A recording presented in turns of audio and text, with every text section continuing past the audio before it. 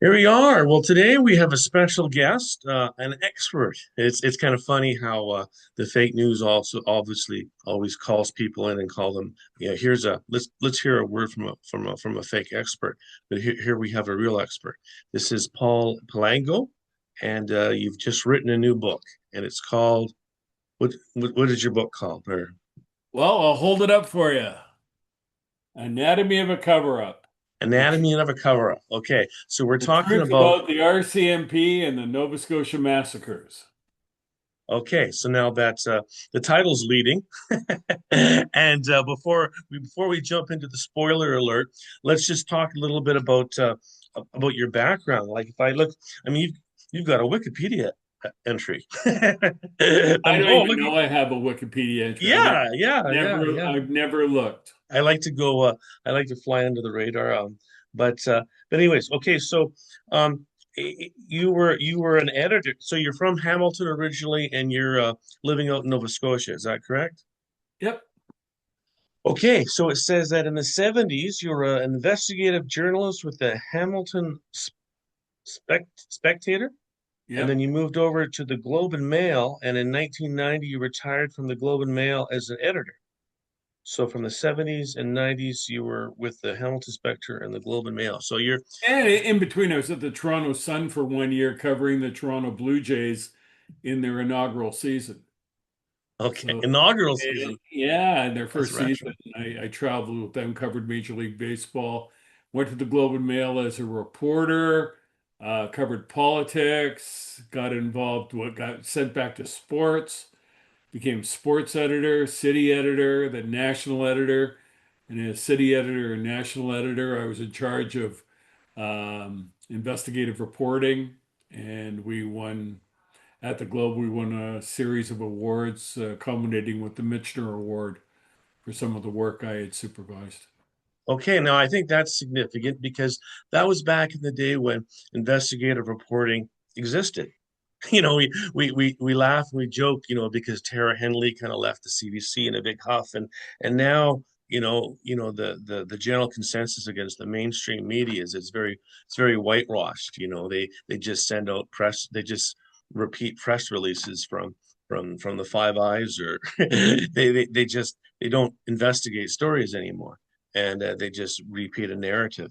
And so your history is with investigative journalism. And in fact, in your Google entry, it said there was a reporter from Vancouver that defined you as one of the last investigative reporters, which is and the award thing is good too, because we have a local journalist who totally pushes the narrative, and they keep saying, oh, look at all the awards I have. Like, those awards are they giving themselves awards, but you're talking about. Dennis, I don't even apply for awards. No, I know, but in the back then, getting awards for investigative journalism, those were real, Yeah. and I think so. So your background is in investigating a story instead of just repeating a narrative. Now, Well, what investigative reporting is, in my view, is challenging the official narrative of any story. It's not being a cop. It's just basically looking at the story and the official story and saying, is that true or not true? And holding the whoever is authorized the statement or the story, holding their feet to the fire and finding out what the truth really is. And so I've always been sort of had that bent. Like I don't really believe what I'm told all the time, especially by governments and police. And I challenge them, and every so often it gets really nasty and dirty because you're getting closer to the truth. that's interesting, because I think I remember Gary Webb once said, investigative journalism ruffles feathers, and he created quite a controversy, and there was quite of a pushback. So, but what you say about questioning the narrative, I mean, it's obviously it's refreshing, because obviously public confidence in the mainstream media no longer exists, and because they don't question the narrative, they just push the narrative, and they use bully tactics to push the narrative. But now, sorry. No, absolutely. I mean, for the purposes of this conversation, I got involved in covering the RCMP back around 1993 when I was doing work for W5, the TV show. And I was sent out to do an interview with an former assistant commissioner of the RCMP, who had been sort of a rock star cop in the 60s and 70s, doing federal investigations that you can look up, the dredging scandal, sky shops, big politically connected frauds. And I did a pre-interview with him. And at the end of the interview, I said, okay, this isn't about what we're talking about. I just have a question for you that's always bugged me. And he says, what's that? And I said, the RCMP was uh, an elite successful federal police force in the 60s and 70s. But in the 80s and 90s, it's not. What happened? And he said, that's a very good question.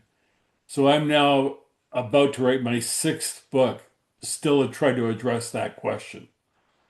So everything I've done is in relation to the failure of the RCMP as a federal police force. And everything can be taken as the positive or negative of that if you look at it. Okay, and that's right on the money because I was just looking over some of your books because aside from being an accomplished investigative journalist, you're also an accomplished author. You've written many books, and I'm looking some of them. It goes back to The Last Guardian. It was about the crisis in the RCMP, 1998, and before that, Above the Law, 1995, about RCMP struggles with RCMP investigating the law and corrupt political governments preventing them from doing their job. So it's like this is investigative um, reporting in the RCMP. So this is my opinion. This is an expert in the RCMP because you've been covering it for a long time. That's why I talk about, the fake news gets fake experts. So you're a real expert. Then you wrote Dispensing the Fog, all about RCMP. So now, and also in Wikipedia entry, it mentions something about you've also written about CSIS. Is that correct? Or Yeah, I write mainly about the RCMP or CSIS, which was born out of the RCMP. So it's all RCMP related.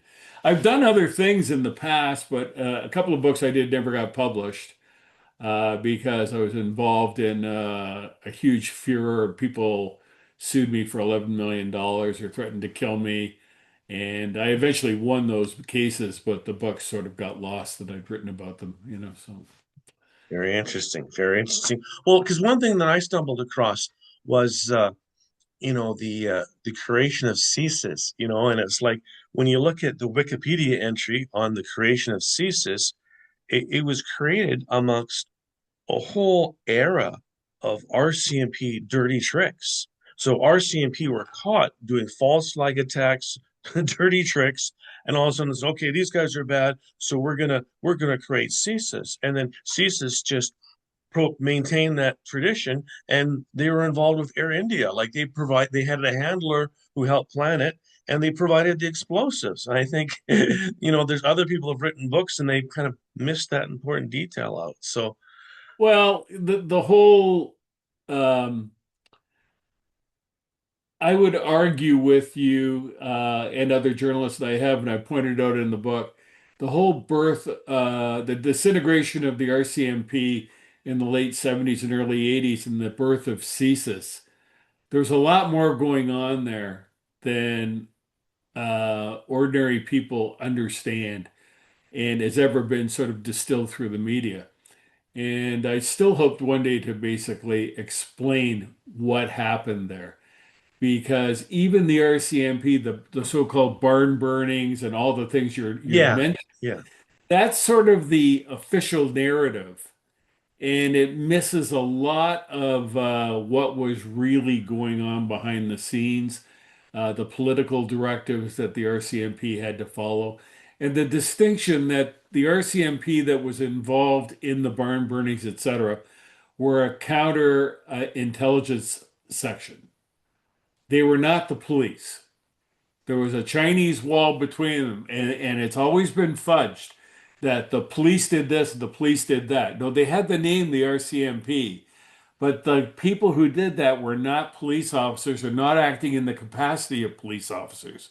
But it was made to look like that later on because it was very convenient for the government to politicize the RCMP, take it over, create CSIS, and there's no real level of accountability now for either force because they're both politicized.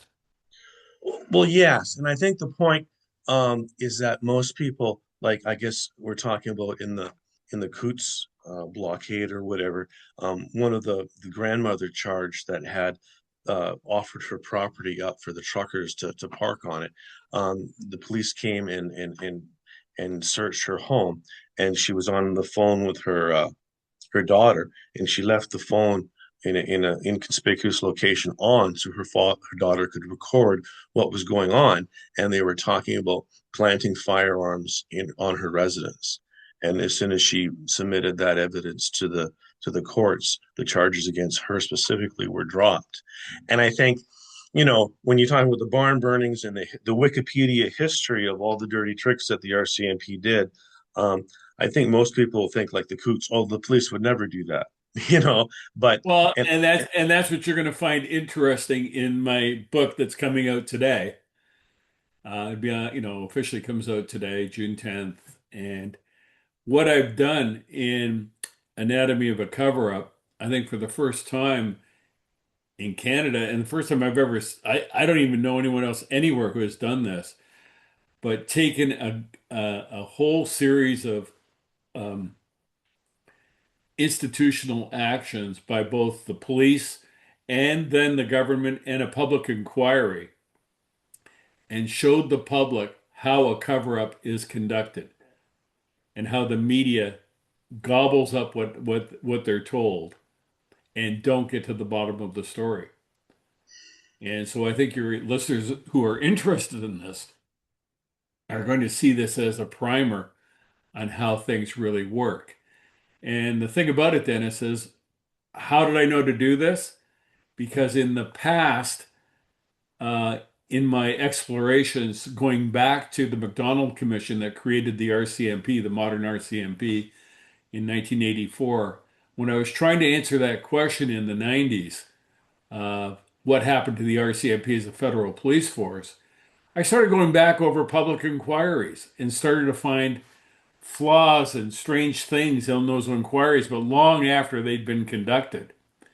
And nobody wanted to hear what I had to say because, oh, you're a conspiracy theorist or whatever. And as we moved up through the years, I was involved in some public inquiries and saw what happened. And I learned how the government basically does a cover up. And so when it got to what happened in Nova Scotia, I'd had 30 or 40 years of experience covering cover ups retrospectively or from a distance. This time I had a front row seat in real time and could watch them make all their steps and record it with the view of writing a book to show how it works. And that's what this is. That's what this book is, showing how a cover up works and what was likely being covered up. now, okay, and okay, so cover up, obviously, that's a big word that has a huge amount of implications, and in my opinion, and I think a lot of people have concerns about the official narrative coming out of this this event, and so like for example, even like there was a lot of questions that the public inquiry on the Nova Scotia mass murder they never answered. Like the RCMP that were caught shooting at the fire hall and the that was housing civilians during the event, and the fact that okay, at one minute the RCMP is trying to push a narrative that Gabe Wortman, the person accused of committing this mass shooting, was a tie to organized crime, and he said, "Look, here's evidence that he received this lump sum payment in his bank account." And then other investigative reporters said, "Wait a minute, that's how police informants get paid." And it turns out that the RCMP were the ones that deposited that money into his account. So Obviously, there's a lot of questions, and before we jump into any extreme theories, I think you, coming from a very sound, logical, investigative background, starts to unwrap the onion, so to speak, layer by layer.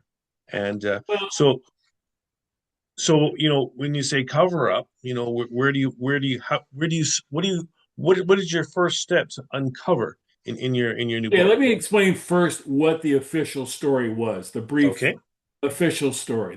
The sort of the summation of the story is on April 18th, 2020, at 10 o'clock, 10:01 p.m. on a Saturday night, 911 call comes in and it's a woman saying, reporting shootings. The RCMP starts to respond. Da da da. They get there at 10:26. Um, that evening, the RCMP says afterwards, we sent, maximum number of forces there. We had maybe 100 uh, pieces of equipment and people there, et cetera, et cetera. Um, on that Saturday night, 13 people were murdered in Portapic. When you call it the Nova Scotia massacre, I differ with you on that because I call it the massacres. There's two different massacres. The first one is in Portapic on Saturday night. Then Wortman escapes. The RCMP said he escaped at 10:45 p.m. through an unknown road called the Blueberry Field Road. They didn't know it was on the maps, and he sneaked out of the community, hid overnight, and then the next morning, in the second massacres, completely different situation now.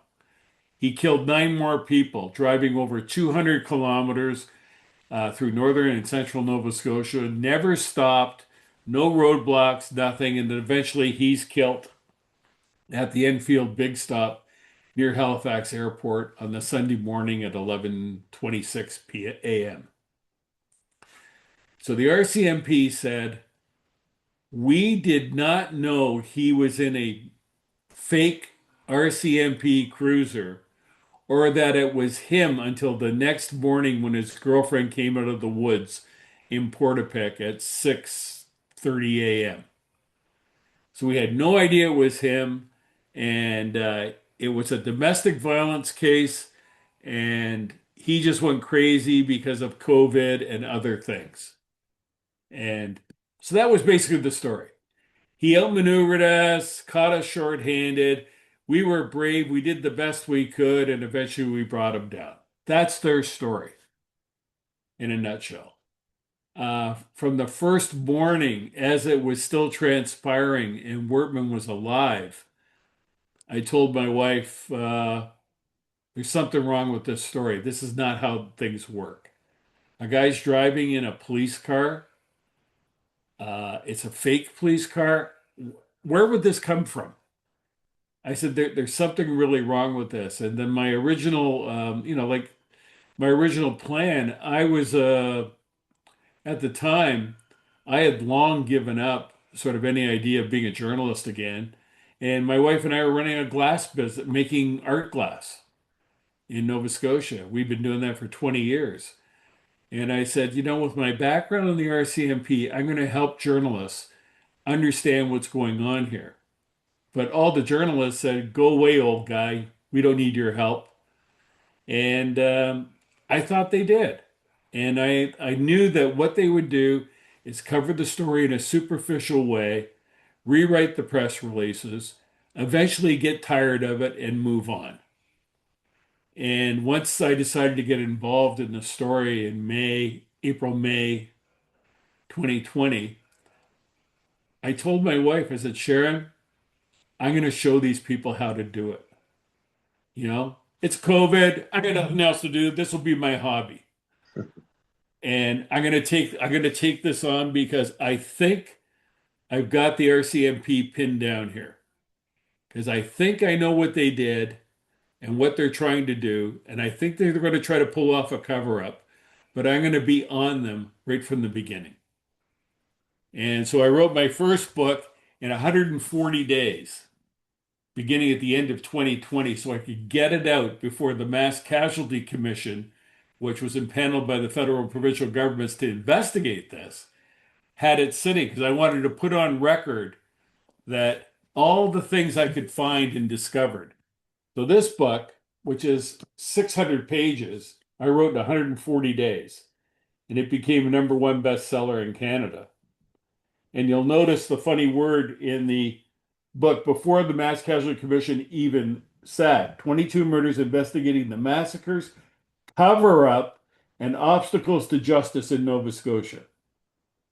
And the last word in this book is I go through all the things that happened, all the things the RCMP did and the government did, and the last sentence in the book is, "What's the big secret?" Because obviously there was a big secret. And then the second book is basically trying to find out what that secret is. Because the Mass Casualty Commission didn't do anything to find out the secret. All they did was muddle things and confuse things so people didn't understand what the story was. Yeah, so I think okay, so that's a good thing to point out is that you've written many books, and even before this book that comes out today, you've already written a book about the mass casualty, the two massacres in Nova Scotia, and you mentioned the word cover up. So so It was that's obvious. It was obvious, Dennis. There was a cover up because the police and the government, both the federal and provincial government, said this is a domestic violence case gone wrong, and the guy went crazy and he caught us off guard.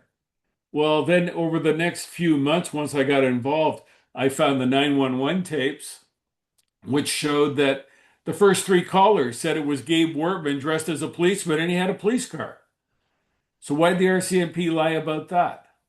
I later found a document that I published saying that the RCMP in September 2020 had issued a moratorium on the destruction of evidence in the case. Well, if it was a domestic violence case, why are they destroying evidence? And then my sources told me they were not only destroying evidence, they were manipulating evidence and changing it from my inside sources. And then we got copies of the video of the shooting of Wortman that didn't conform to what the RCMP said.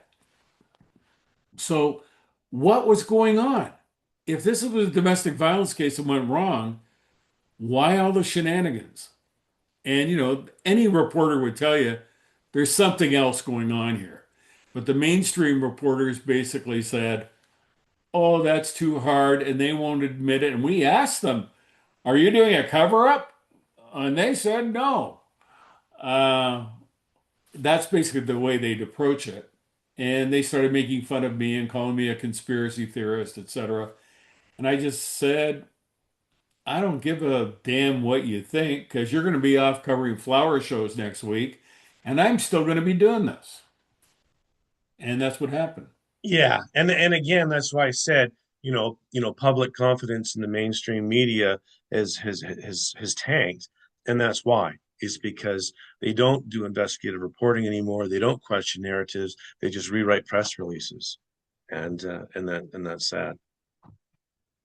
When I found out, I was the person that found out about Wortman getting $475,000 out of a Brinks depot. And how I found that out is I was on a radio talk show that I was appearing on regularly in Halifax. And one of the things I started to realize was reporters today are so lazy and so uncompetitive. I can do investigative reporting interviews on a radio talk show with tens of thousands, 50,000 people listening, ask questions and get answers, and none of them will interfere with what I'm doing. And so I said, we had a conundrum here. Stephen Marr from McLean's heard that Wortman got $1 million delivered to him in a Brinks truck. I heard it was 500,000 from different sources. There seems to be a lot of people talking about this. Does anyone out there have the right number? And as soon as I got off the radio talk show, my phone rang and it was a fellow who says, it was 475,000. And I said, well, how do you know that? He says, I have the film. And He had the video of the transaction. And I managed to secure the video a couple of days later. And that sort of changed the narrative right there. So it looked like it fit the hallmarks of an undercover operation. But then the RCMP and the government started fighting back and saying, I was just making this up. We got all kinds of evidence that, there's no evidence Wortman was an informant or an agent for the police. And it's no big deal. People do this. In fact, one former CSIS operator said, oh, people do this all the time. Go to a Brinks outlet and pick up money. Um, and I talked to people in the securities industry, and they said they've never seen it before. But the only time, no, they hadn't seen it before except for people in the witness protection program or RCMP or CSIS informants. And it all goes through the CIBC at that time. And this money all came through the CIBC. So first, so out of the starting gate, that's a huge problem, a huge concern that should have been addressed by the Mass Casualty Commission, and they didn't mention a word about that, did they? Well, what they did is they said, "Oh no, no, he was cashing in some money and he was cashing this in and that in, and we have emails here between people," but they never really show where the money came from. And then one of the things that the Mass Casualty Commission didn't do was that in the video of Wortman picking up the money, there was a it shows him signing a paper, a release paper. And that's clearly shown on the video. They never enter that release paper into the evidence at the Mass Casualty Commission. When I went back to my sources who provided me with the videotape and all the knowledge of what happened to Wortman, I asked them, who authorized the release of the money to Wortman that he signed for? And they said it was signed by the RCMP in New Brunswick. And that had always been my theory, that the RCMP in New Brunswick were whom Wortman was working for. And the RCMP in Nova Scotia always played it cute saying he didn't work for us. Okay. He's a We have He no didn't work for record of us in Nova working Scotia. for He us. worked for them in New Brunswick. Yeah, he worked for the RCMP in New Brunswick because Portapic is about 45 minutes to an hour inside the New Brunswick border. But Wortman was from New Brunswick, from the Moncton area, went to school at the University of New Brunswick, did a lot of his smuggling across the border into Maine, between Maine and New Brunswick. He was always active in New Brunswick. A lot of his partners and friends were in New Brunswick. So Interesting. I always assumed he was in New Brunswick, but that was the neat twist. They always played this game, and you and I know dealing with police that they'll always speak in half truths and never give you the right answer unless they need to give it to you. And what they said all the time was, we have no record of him in Nova Scotia. And I used to say, they're confirming my story because I think it's New Brunswick. Yeah, And yeah. nobody from New Brunswick was ever called in. And even during the Mass Casualty Commission's report, investigation, such as it was, it never looked at the New Brunswick RCMP officers who were involved in the post investigation in Nova Scotia.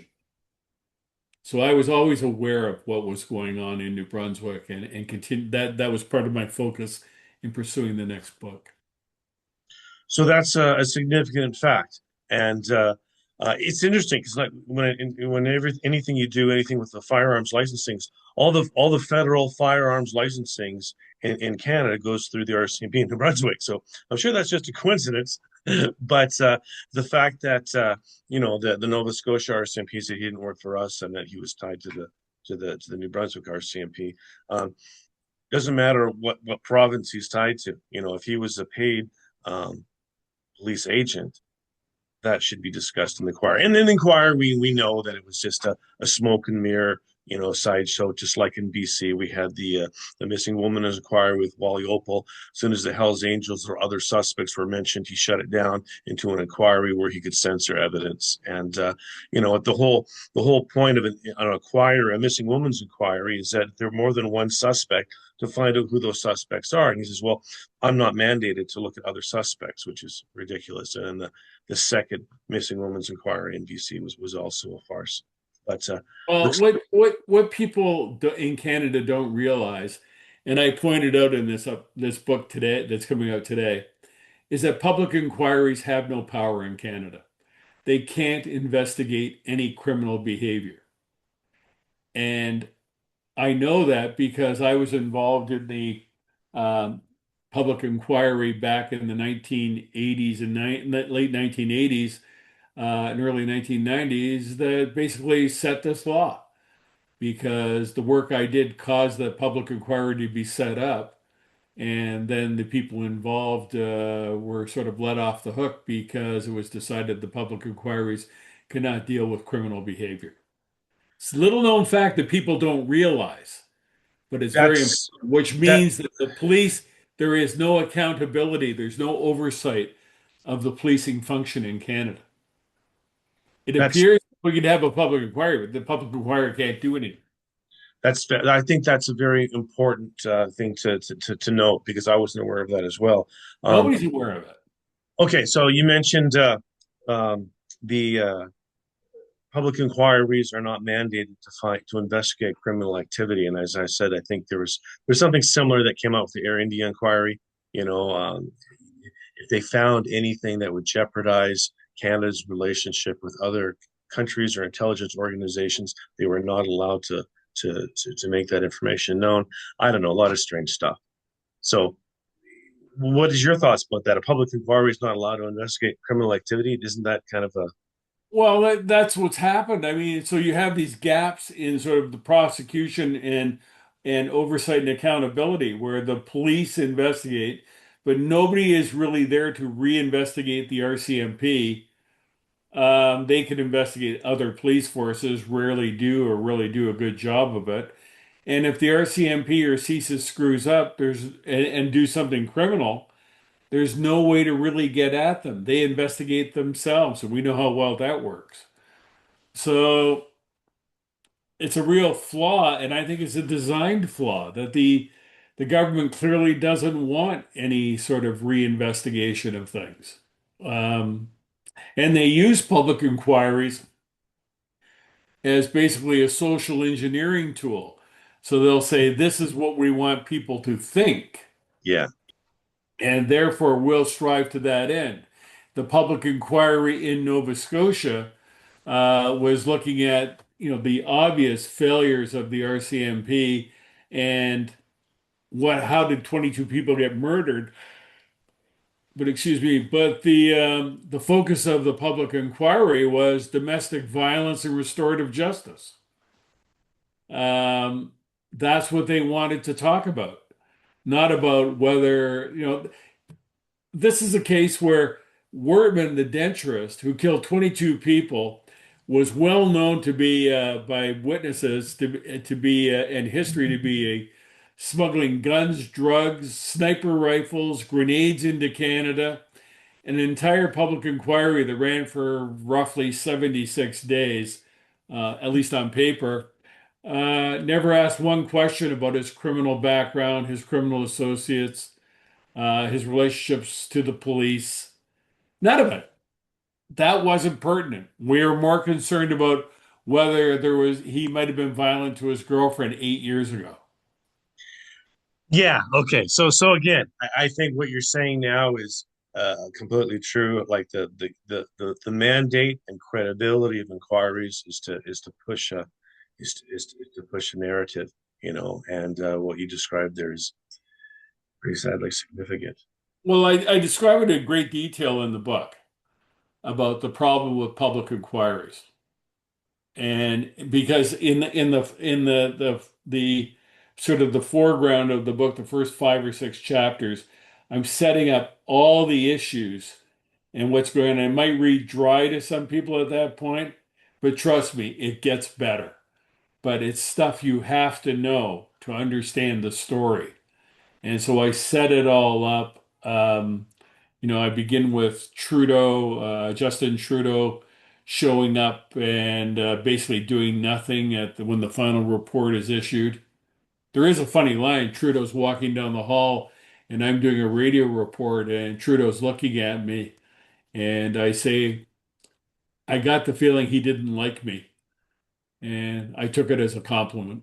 Uh, Well, and plus too, because I mean, here in the West in the BC, some of us are conspiracy theorists, and wherever we hear we see because we had some crazy bank robbery that wasn't a bank robbery where some guys tried to shoot the police and stuff, and there was just a lot of anomalies, shall we say, with that case. And I think one of the first concerns that people out here have is that okay, this whole event, this whole tragedy coincided ironically with Justin Trudeau's gun control bill, and it was just ironic that none of the firearms alleged to have been used were obtained legally. Now you just threw out there about, oh yeah, no one talked about his alleged involvement with gun smuggling and drugs and stuff like that. And someone implied that in the beginning, and I said, "What are you talking about? Come on!"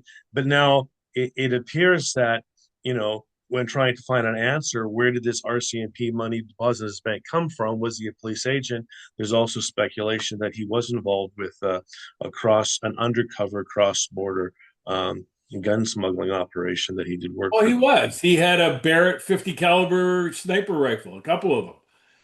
He had grenades. He had boxes of grenades that sort of disappeared, and the Mass Casualty Commission and the RCMP never addressed where those grenades went.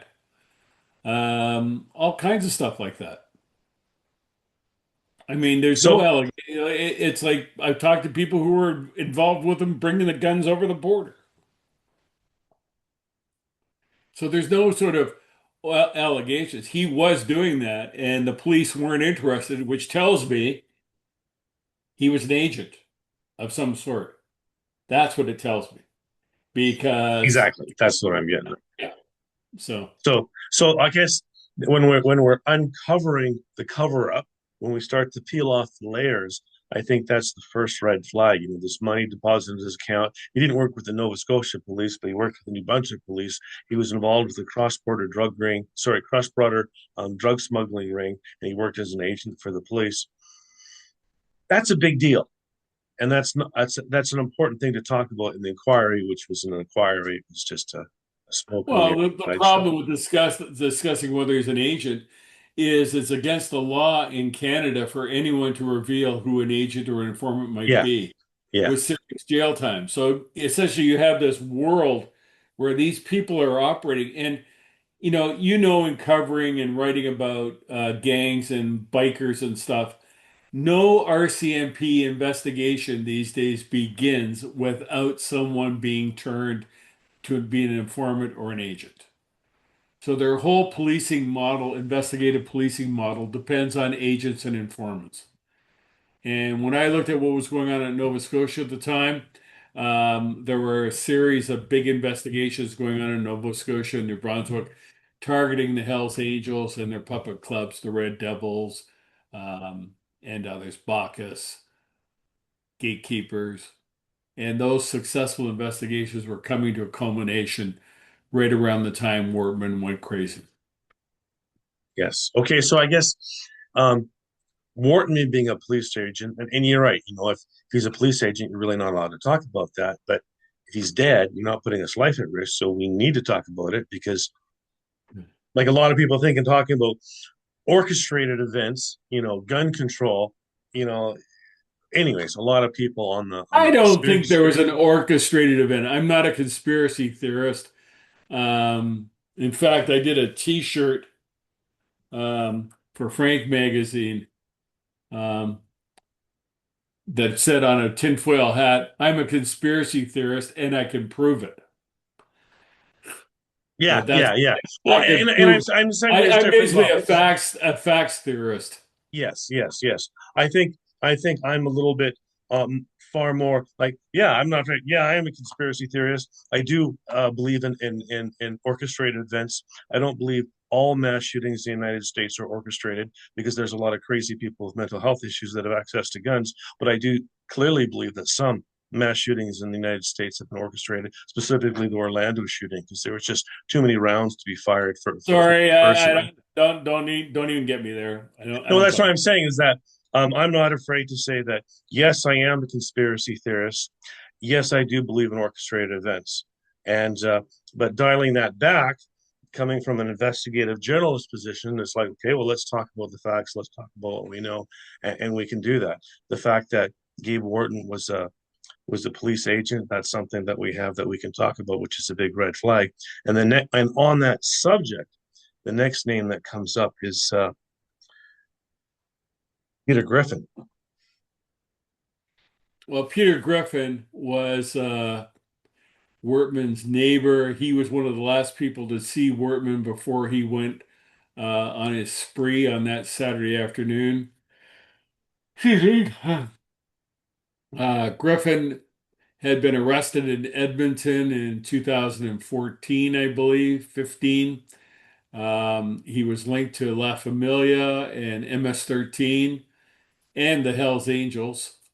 His grandmother wasn't that old at the time, probably in her 40s and 50s at the time, was linked to the Hells Angels in Nova Scotia. His uncle is a law biker. So, and then Griffin was arrested in an operation in Edmonton, did some time, got paroled rather short in 2018-19, went back to Portapique, Nova Scotia, did a lot of work for Wortman, put the decals on the police car that decorated the car for him and made it a Mountie car, disappeared. It was rescued by the Mounties that night um, while four kids were trapped in a basement, meanwhile, on another street, their parents all dead.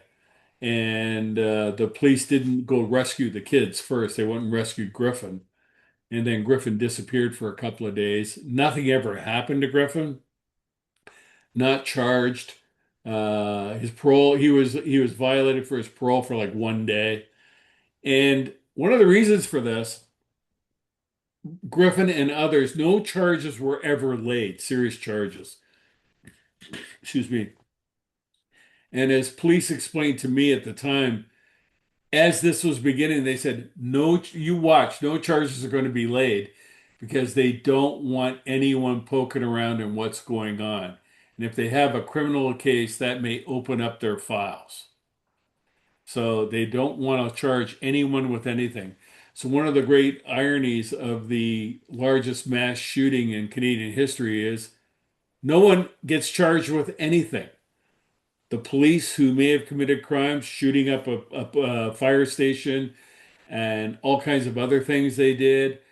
Some of the people who contributed to or helped Wortman, some were involved in smuggling and stuff. No one is ever charged because the police, the RCMP, were deathly afraid of having a case go to court and have to reveal what was going on. That's what I was told. Yes, and I guess that's a rationalization, but to some extent, to to understand it from the narrative position, it's like, look, we just want to find a solution here, so we're going to give everyone amnesty as long as you tell us what happened, so we can find out the truth. But that's not really what their That's objective not what happened. is. That's not, no. That's the claim. But anyways, the reason that the name Peter Griffin came up as soon as you mentioned about Gabe Wortman being a police agent is because, as you said, he was tied to to Gabe Wortman, and he received a very unusual early parole for arrest in in Edmonton, a very suspicious arrest in Edmonton, which I've written about, and um, the big red flag is this guy looks like a police agent. He's Well, early the other thing parole. about it, Dennis, is you have to look at Griffin. He's reportedly involved with Mexican cartels and MS-13 in Edmonton. We all know that the cartels have been leaking into Canada for years and trying to do business in Canada and have been doing business in Canada.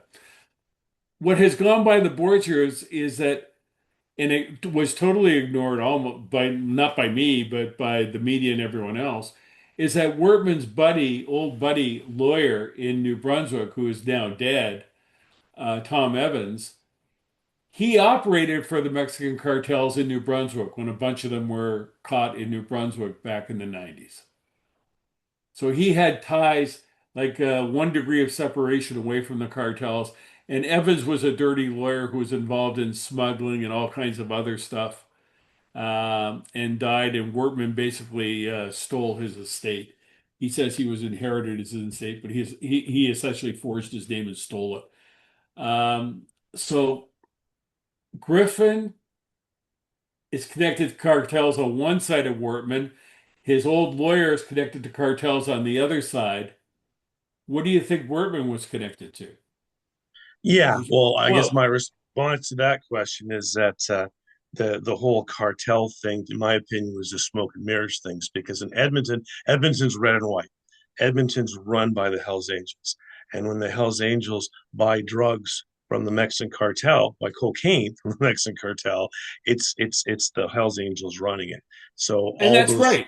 Griffin was, that's what I said. Griffin was linked to the Hells Angels. Nobody exactly. ever So it's thought, like I was the first, Hells Angels, Hells. No, it's no, Hells Angels. because I knew about Griffin's family connections. His grandmother was connected to Barry Mercereau, who was a former Hells Angels boss in Halifax, who was murdered in 1999. Barry, is that And Randy's brother? oh, no, Randy Mercereau. Yeah, he was murdered, and then his brother Barry was killed the next year. Barry Right, Kirk. right. Okay, Randy's the name that pops up, but yeah, I Yeah, forgot about Randy, not Barry. I Barry. I got forgot about mixed up. Barry. Yeah, Yeah. He got murdered the next year. So yeah. I knew about all these Hells Angels connections, and I know about the Alberta situation. So yeah, and there's Hells Angels all over the story that the, nobody wanted to get into.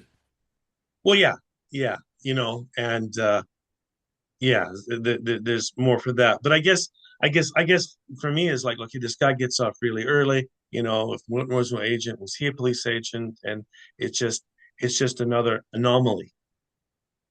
Yep. Peter Griffin's involvement with being a police agent is another anomaly. The so Gabe Wortman being a police agent, Peter Griffin's shady involvement in a lot of things being tied to Gabe Wortman in the mass shooting. Um, and then all of a sudden, now another name comes up that you mentioned before was Corey Ellison. He's one of the victims. Is that correct? Yeah, I mean, one of the key points in my book coming out tomorrow, a question about the 22 dead is people have always said, who killed Corey Ellison? His brother said that. I think the Mounties killed my brother. Corey Ellison was a visitor to Portapic that night. He saw the flames because Wortman started 4 buildings on fire. He walked up to the flames, probably 3/4 of a kilometer or so in the dark, and then his body was found near the gate to Wortman's house, near the gate to Wortman's workshop on Orchard Beach Drive. And across the road, probably 18 meters or so, was the body of Lisa McCulley, a teacher who was killed, and her kids were hiding in the basement along with the Blair kids. And the story the RCMP put out from the beginning was they never ever, even 5 years later, they never ever have a clear timeline of who was killed when. They have, you have no real sure idea of who was killed when they were killed. And in their first couple of iterations of a timeline, they said Wortman left Portapic at 10:45 p.m. via a road in the blueberry field that nobody knew about. And what I set out to prove in my book, what I prove is that didn't happen. He didn't go out through the blueberry field. He went out right past the RCMP officers in his seemingly marked car, his almost perfect RCMP replica car. He drove out past them. So you say, well, what's the big deal about that? Well, the big deal about it is the timeline. When the RCMP came up with their timeline and said Wortman left by the blueberry field at 10:45, as I began my investigation, I found someone who was supposedly there at 10:38 at the blueberry field in a place called Browns Loop. And the blueberry field goes up to Browns Loop, out to Highway 2, and then out of the community. And that person was totally ignored by the Mass Casualty Commission. And the importance of that is that well after the RCMP had set this narrative in place, evidence came out that in the Mass Casualty Commission that Corey Ellison's phone was working and his last picture was taken at 10:40:12. So 10:40:12, 12 seconds after 10:40, that's when his camera goes black. Presumably that's when he's killed. Good, right? You agree? Okay. So the RCMP still made the case that Wortman got out, drove down and went through the blueberry field and got out at 10:45. There's no way he could have done that in 5 minutes. It was a couple of kilometers. It was through a muddy dirt field. And then there was this witness at who I found at 10:38, totally ignored by the Mass Casualty Commission. I eventually prove in the book that the person was there at 10:38. So he was there before Corey Ellison got shot over on Orchard Beach Drive, but he was still there at 10:52, and he never saw Wortman come up the road.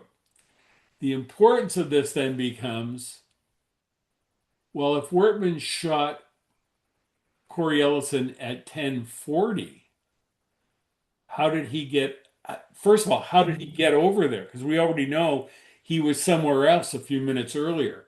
Why would he go back to that spot? Because that's where the first three 911 calls came from.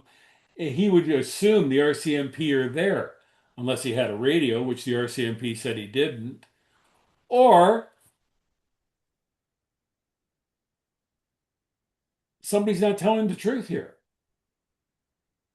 Um, what I think happened is they insisted word. Okay, then this is the other thing, Dennis.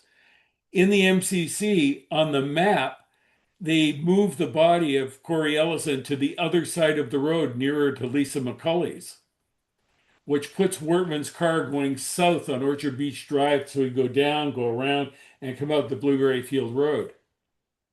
Why? They're trying to put him in the direction that would lead him out of the place, but he didn't go that way. And they moved the body from where it was established. So it's just, why are they doing this?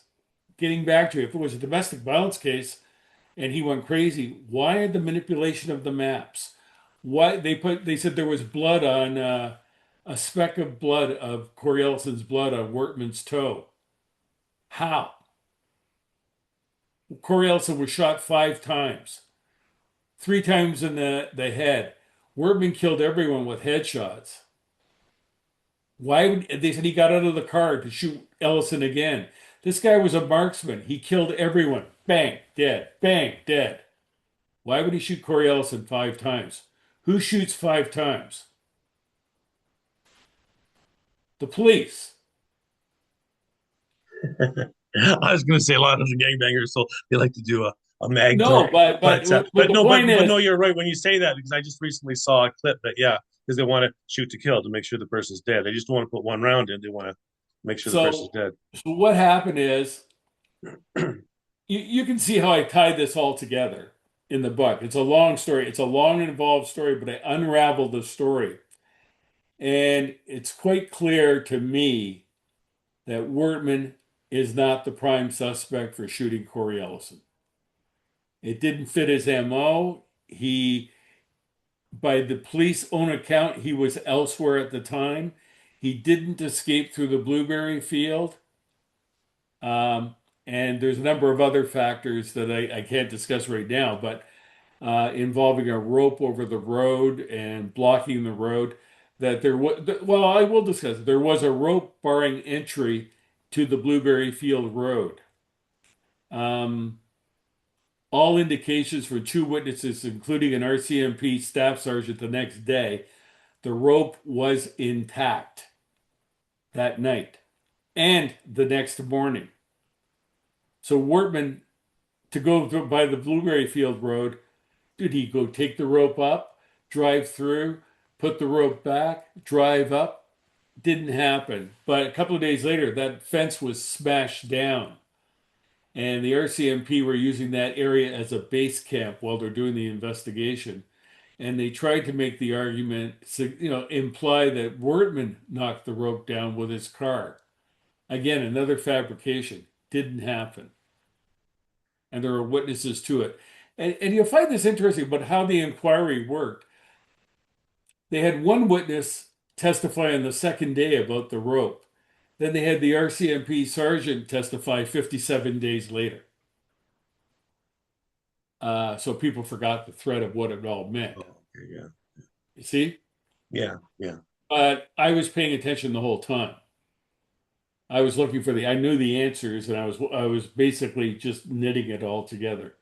But they made it difficult for anyone to follow the story. So again, as an investigative journalist, you're connecting the dots and putting the things together. So with Corey, so like I mean, you're saying like I'm not familiar with the MO of how like what firearms were used or how all the other um, people were killed, and if this person was killed differently. I mean, in what you said, it's quite possible. Morton was shooting everybody one time in the head. This guy shot 5 times. Why? That's a concern. So I guess for me and for readers and for everyone. So you mentioned the Corey Ellis case in your new book. Is that correct? I take it right apart, Yeah. Okay. detail, So and so show you so unravel and it. it raises the question: if Corey Ellison wasn't killed by Wortman, what else wasn't true? Yes. Yes. It is two things. One, if if if Wortman didn't kill him, who did? And if they lied about that, what else did they lie about?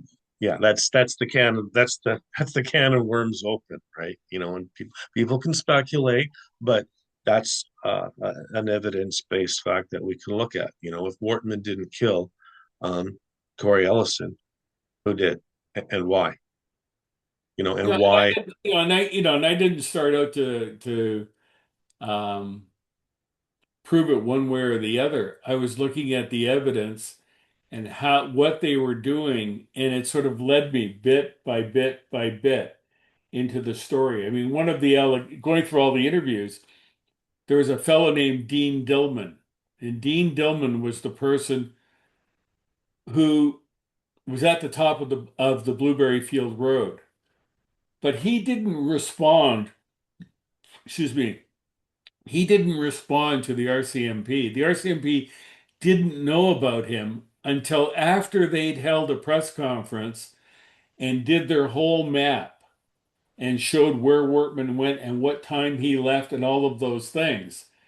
Dean Dillman went to the RCMP and said, "You should know I was there afterwards because I wanted," and he went there saying, "I don't want you getting confused that I was involved or anything like that." So he went there to basically to exonerate himself. And he said in the interview, "I was there and I arrived at this time and I called my mother and I did all these things and I tried to call Leon Jodry, whose house was over there and I thought might be on fire." And the RCMP and the MCC totally ignored him. But when I went back and looked at Dean Dillman's phone records, I saw that he had made a call at 9:38, 10:38, which put him right there because the call was to his mother, and his mother said this is what she told him. He is at Brown Loop at the top of the blueberry field. And then at 10:42, he said at some point there he called Leon Jodry, and the numbers were partially redacted, but I could see the end number was 533. And I couldn't find out for a year what that number was, and I eventually found it. it was Leon Jodry's work phone number. So he was calling Leon Jodry. He could prove he was calling Leon Jodry. The other calls put him there in place so the RCMP couldn't get through that spot and get by Dean Dillman. The MCC totally ignored that because if they couldn't account for Wortman leaving that way, that meant he had to leave just driving past the Mounties. But it also exposed the weakness of the Corey Ellison story. Because if he didn't go that way, what way did he go? Where was he? Because Corey Ellison was killed at 10:40. Dean Dillman was sitting there at 10:38. He couldn't have gone that way. So it puts the lie to the RCMP and the MCC story. And there's many other stories like that in the book. No, and I think that's a significant point because one thing is to say, okay, he drove right past us and we didn't know, so we don't want to look stupid. But also, more importantly, it shows a discrepancy in who killed Corey Ellison, and that's very significant. Yeah, and I'm bound and determined to figure that out. There's a lot of people who are angry that the Corey Ellison case was not sort of addressed. No, don't. No, don't. Because like I said, but like I said, looking in the future, like we're not going to get it from the quarry. The quarry was there. The quarry happened. It was over. It was just trying to appease the public. So here you're here before, during, and after the inquiry, still working it, still walking the beat, still uncovering and still answering. So I think we're going to get. One of the last points on this, Dennis, like early on in 2020, one of the citizen investigators who I got involved with says, "We got to do this, got to do this, got to do this, got to do this," and I said, "Slow down. This is the turtle in the hare. Yeah.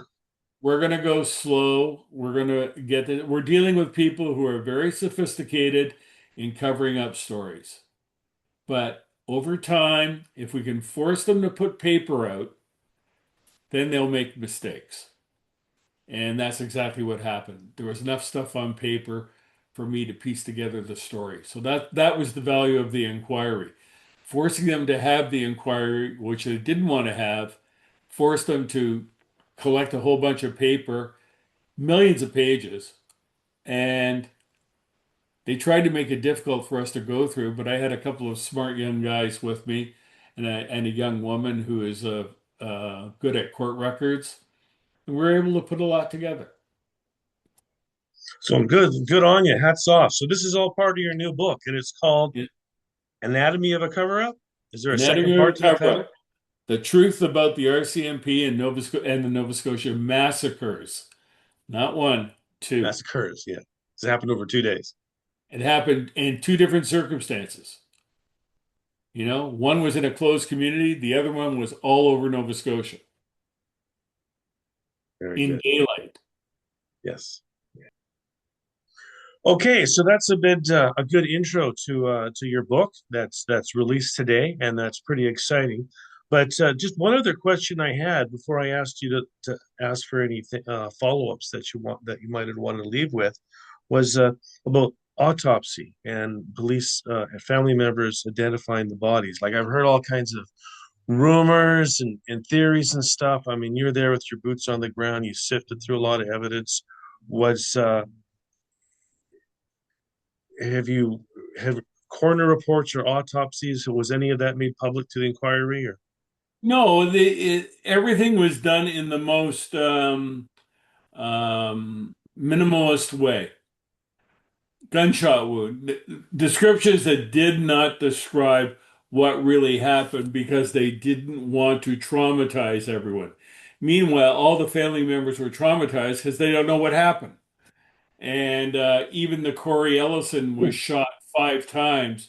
That was redacted. It was only there for a brief moment. And one of my spies grabbed it and we saw what happened. And then it was redacted. Nobody was allowed to see this. okay, So, well, wait a second. and The fact that he was shot 5 times was redacted from the inquiry. yeah, it just briefly got out. It was somebody made a mistake and it was out like basically for a few minutes, not very long. And one of my guys copied it, and so we had a copy of what the shots were. So we knew what happened. And then they redacted that, which is even more suspicious. He was Well, yeah, shot. like, that's the next question is why would they redact that? That's Yeah, makes and kind there of was no suspicious. ballistic, and the ballistics, his was the only one where the ballistics were totally inconclusive. So they couldn't tie it to Wortman's gun, they couldn't tie it to any gun. Meanwhile, none of the police guns were tested because the police said we didn't shoot anyone, so they didn't test them. This is the RCMP investigating the RCMP. It goes on and on and on. When you read the story, it's a long, complicated, I uncomplicate a complicated story and show all the reasons why I'm very suspicious of who shot Corey Ellison. And you're hearing more. You'd ask me other questions, I'll give you more answers, but it's all there. And that's just one of the stories in this book about how the RCMP and the Mass Casualty Commission misled the public about what happened. Well, yeah, and I think the whole point of this podcast is to raise awareness about some of the anomalies, but also to promote your book. If you got more questions, read the book, all right? Because I think this is a good thing, and it's great to see that Random House has approved this, right? Because for those of us on the more of the conspiracy side, um, um, we don't see, the mainstream media or big publishers publishing anything that doesn't fall in with official narratives.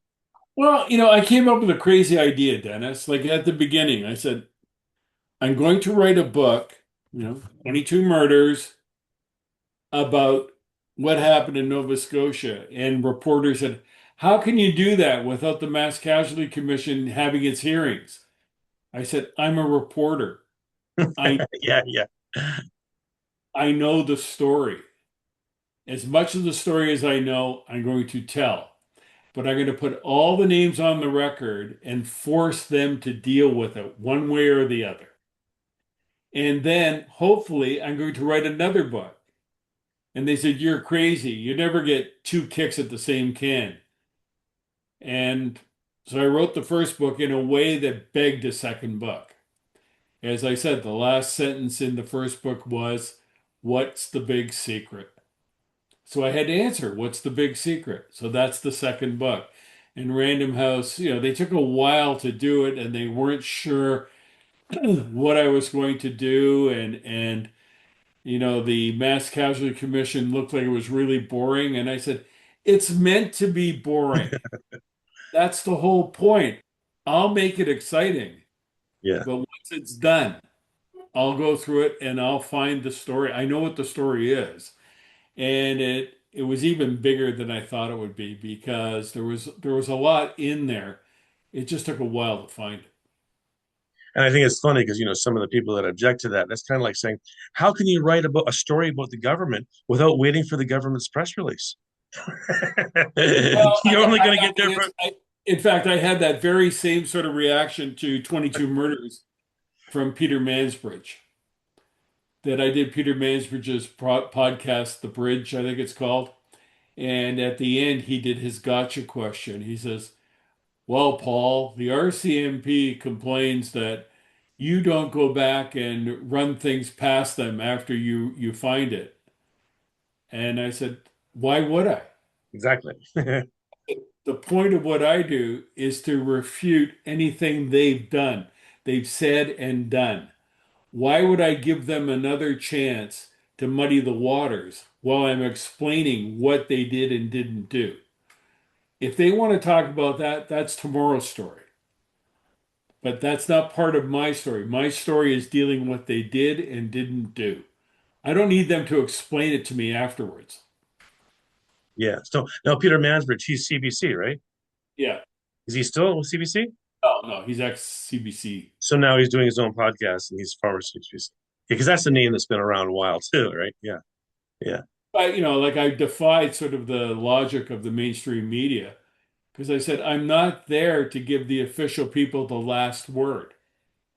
They've had their say, they had their word, they had their inquiry. What am I going to say? I just found you did this, this, and that. Am I going to say to you now, why did you do that? Why did you hide that document? No, I'm going to point out you hid that document in plain sight. Nobody reported on it. Here's what it says. Here's what it means.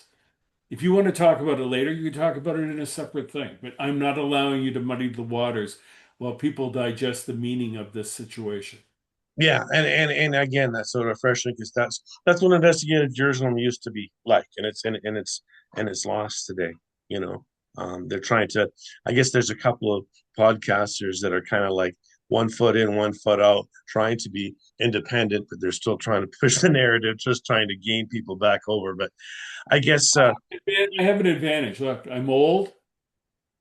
I have a memory that works, and I'm not afraid. And no one can hire me and no one can fire me. I'm not looking for a job. I don't care. I'm just there to tell the truth. and that's important, and that's important because a lot of people, if you do something against the narrative, then the other bigger papers are gonna, or the bigger media outlets are gonna kind of blackball you, and but you don't have to worry about that. Well, So you're we're going to have good. fun reading this book, my friend, because you'll see what I've done to the media, where I've taken, in various cases, some of the major media people and what they did in this investigation, this story, and showed how they were operating as shills for either the RCMP union, the RCMP, or the government, and And how that's they important. operated. And when sometimes they attacked me, and I could show what they were doing. And I said, I don't care. You're attacking me. I'm going to report on you doing everything you're doing. And that's what I do. Excellent.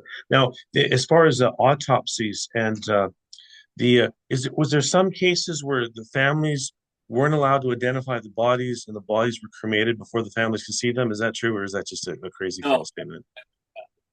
no, the only body that was cremated before a family wasn't allowed to see it was Wortman's.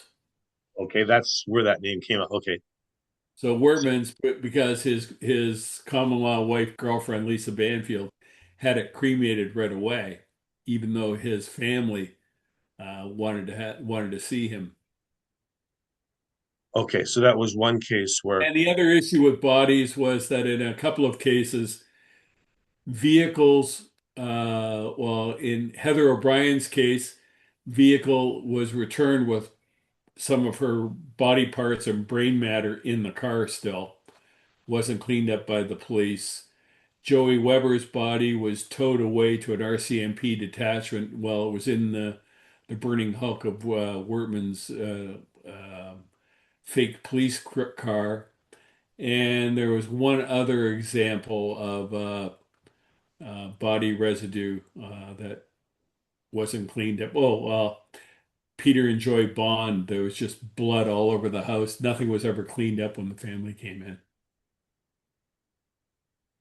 a lot of gory details, a lot of tragedy, a lot of trauma, and very But, sad. but 70 Mounties took the summer off because they were stressed by what happened. 70. 70, 70. Yeah. Not one of them was involved or engaged in a battle with them. None of them were involved, very few of them were involved in the body cleanup. They didn't see anything, most of them didn't see anything they hadn't seen before as police officers, but 70 of them took the summer off on stress leave. Yeah, well, not to make light of a horrible tragedy, but at work we have a joke. We say, Dr. Summeroff, right? I mean, some of the people might have exploited that just to take us off. I don't know, but I remember there was one I'm paying case. them $125,000 a year. Yeah, no, Uh, I get, no, I get it, I get it, I get it. But I think they there was a can take case. off as much time as they want. I have an issue with it. No, I get that. I get that. I think there was one case in BC quite a while ago where a mentally ill kid was on a Greyhound bus and he was killing people with a knife and he decapitated one person in front of the police. And I think if not one, if not more, police officers ended up killing themselves after seeing that. It was kind of sad. But so horrible experience, horrible tragedy, and there's some more unanswered questions that are very real and that you've uncovered. So good on you for that. Now I understand that you've submitted a new proposal to Random House, so you're still writing books. You're still putting books out. Is that right? Yeah, I got a couple of stories that I'm still working on. I'm about halfway through one already. I'm going to finish it probably in the fall. And then I've got another one that's a direct follow-up to this probably. a follow up to this. That's funny because I was going to say, are we It's going to see like a third? the Because you're way the story unraveling is it. unfolding. I said earlier that you don't normally get two kicks at the same can. I may get three unfolding Well, that would because be good. That it's would a be big good. story. It's a complicated story, and I think that once this book comes out and people on the inside realize that people can see them now. They know they're. I think it's going to force some people to fess up and tell the truth about what happened. I'd be Hopefully. surprised if it does. Usually whenever something comes up, it's you know lies, diversion, lies, diversion, rationalization. But hopefully something will happen. But now also you previously wrote a book about the RCMP called Dispersing the Fog, and you also have a podcast of that same name. You and a lawyer from Nova Scotia do a podcast where you talk about current events. Is that correct? Yeah, mostly current events and legal things and the RCMP and policing, things like that. Now is that weekly or? Yeah, it's Sunday nights usually at 8:30 and 8:30 Atlantic, which is 4:30 your time, but you can pick it up on YouTube. So we've done 12 iterations. We had a previous one called the Nighttime Podcast, and that sort of went its way. And now we're doing Dispersing the Fog, just the two of us, with occasionally with a guest. All right, so that's a weekly podcast every Sunday night. Excellent. Well, thank you very much. We look forward to reading your book when it comes out, June 10th. And we look forward to maybe a third sequel and anything else you got planned. Because, like I said, it's refreshing to see investigative journalism still existing in a world of fog. Well, I wish there was more of me, but Exactly. it is what it is. But as I said, yeah, Dispersing the Fog came to me when I was driving down my road because we live right on the Atlantic Ocean. And I said it was a foggy day, and I said, I wish I had a machine I could just make the fog go away. And I thought, hey, that's sort of what's going on in my life with the politics of the country and the lack of accountability. It's like cutting through the fog and telling the real story, and seeing the light. So that's what this book is about. I think people are going to be, people have been put to sleep and generally have forgotten what happened in Nova Scotia 5 years ago. And now I'm bringing it back to life and showing them what really happened, what likely really happened. And I think some people are going to be really appalled by it. Well, well done. Well done. And thanks for your Yeah. input. Thank you. Thanks for having me.